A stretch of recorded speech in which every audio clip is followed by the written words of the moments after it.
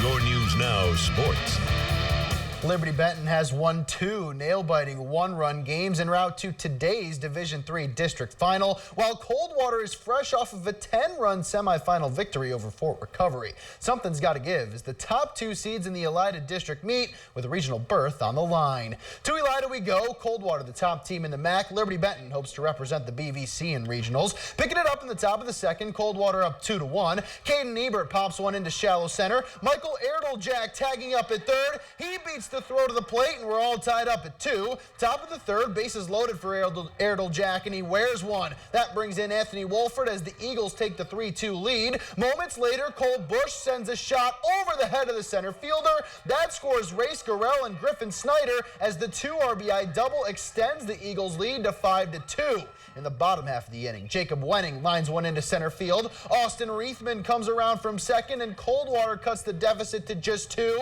Later in the same inning, Jake Hemmelgarn grounds one through the hole and into left. Miles Blossengame on his horse from second. He is in. The throw to the plate gets away, allowing Wenning to come home to score the tying run as we are level at 5s. Same score in the bottom of the 4th. Reithman at the plate, and he has liftoff. Cranking one over the left field fence. The 3-run shot puts Coldwater in front, and they win it 12-9. The Cavaliers move to the regional semifinal where they take on Fredericktown at Elida on Thursday at 5. Girls' turn now. Division IV regional softball final in Greenville. Number 1 ranked Minster tangles with number 3 Mechanicsburg for the right to go to state. The Indians load the bases in the opening frame, and freshman Datavia Rogers sneaks one over the fence. That's a grand slam in the top of the first inning. Mechanicsburg's up 4-0. In the 4th, here comes the Minster offense. Jenna Peppelman sends a line drive out of the park in left center. The senior gets the Wildcats on the board. 2 batters later, Lainey Hemmelgarn follows suit.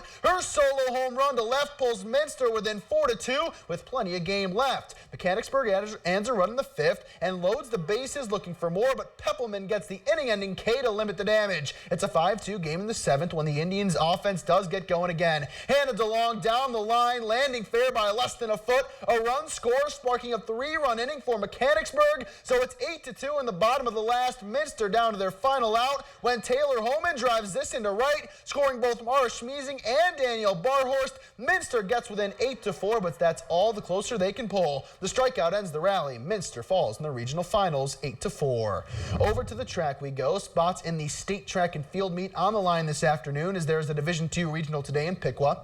Beginning in the girls' discus, Bell Fountain's Anna West claims the regional title with a throw of 136 feet 2 inches. Van Wert's Kirsten Clay also qualifying for state. She takes home the silver with her second place throw of 135 feet 11 inches. Boys high jump, another Cougar punches his ticket to Columbus as Blake Henry secures a second place finish. He clears 6 feet 5 inches, and Van Wert wasn't done. In the boys' shot put, this is Austin Clay throwing at 56 feet 9.5 inches. That tops the podium as Clay claims the regional crown. In the girls' pole vault, Coldwater's Jessica Brake wins gold with her winning vault of 11 feet 2 inches. Track events now. Girls 100-meter hurdles. And Hannah Shoemaker qualifies for state. She finishes second in 15.69 seconds. Boys event, Elida's Kashawn Spivey is your regional champion. His winning time is 14.89 seconds. Girls 100-meter dash, Bell Fountain's Lauren Carter edging out the victory. She is your first place finisher in 12.60 seconds. Girls 4x200-meter relay, Ava Moran anchors Versailles to Columbus as the Tigers finish second with a time of 1 minute 44.99 seconds. Finally, in the boys event, Jeffrey Richards anchors Anna to a silver as the Rockets qualify for state in 1 minute 30.10 seconds. Staying on the track but moving to the college scene, the final day of the Division II Track and Field Nationals from Kingsville, Texas. We begin in the men's shot put as Finley's Eldred Henry claims the national title with a Division II record-breaking throw of 21.47 meters, an incredible ending to a remarkable season for the Tortola native. Bluffton grad and current Ashland runner Trevor Bassett also had a great day. He finishes second in the men's 110-meter hurdles and wins the national championship in the men's 400-meter hurdles with a time of 51.39 seconds. Back to the diamond at the college level. Big Ten tournament this afternoon. Ohio State matches up with Minnesota. Bottom four, no score. Leading off is Dylan Dingler, and he smokes one to center over the head of the center fielder. It rolls all the way to the wall. Dingler is on his horse as he is into third with a leadoff triple, but 2 strikeouts later, he he's still out there. Brent Totis grounds one right back to the mound. Max Meyer fields and gets the out at first as the Buckeyes can't cash in. But in the bottom of the 8th, Totis gets his revenge. As with one out and the bases loaded, he rips one over the right fielder's head and it bounces off the wall. The bases will clear on the 3 RBI double.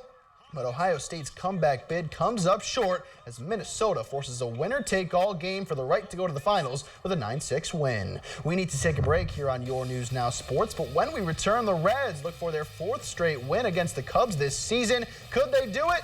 Find out next. Game 2 of a 3-game set between the Reds and Cubs this afternoon. Cincinnati has beaten Chicago 3 times in the past 10 days, and they're looking to make it 4 this afternoon. To Wrigley Field we go. Yu Darvish on the bump for the home team. Top 5, nobody on, 2 out for Yasiel Puig, and he smokes this one. An absolute moonshot into left brings the Reds within 1. Still trailing in the 8th before Derek Dietrich takes Darvish deep. A solo shot to straightaway center as the Reds tie the game at 6, but in the bottom of the 8th, the Cubs respond as David Bodie puts one into the left center gap. Albert Almora Jr. scores on the RBI double as the Cubs win it 8-6. A rain delay in Cleveland causes a late start for Game 3 of 4 between the Rays and Indians. Top 5, 1 on 2 out for G-Man Choi, and off of Carlos Carrasco, he puts one onto the deck and left. A 2-run shot gives the Rays the lead. It's 6-1 Tampa in the 8th before Carlos Santana gives the fans something to cheer about. He cranks a solo shot to center. It's his 9th of the year, but it comes in a losing effort as Cleveland falls 6-2. Finally, in New York, the Tigers try to put together back-to-back wins in Game 2 of their 3-game series with the Mets. Top 6, Detroit trailing, but not anymore. As with 2 away, Brandon Dixon blasts one into the second deck and left. A 2-run shot puts the Tigers in front. This game would go to extras, but in the bottom of the 13th, it would end in heartbreak for Detroit as Thomas Nido puts one into the bullpen in right center. A walk-off solo homer as the Mets take it 5-4 in 13 innings, Katie. All right, thanks so much, Matt. We'll wrap things up after the break.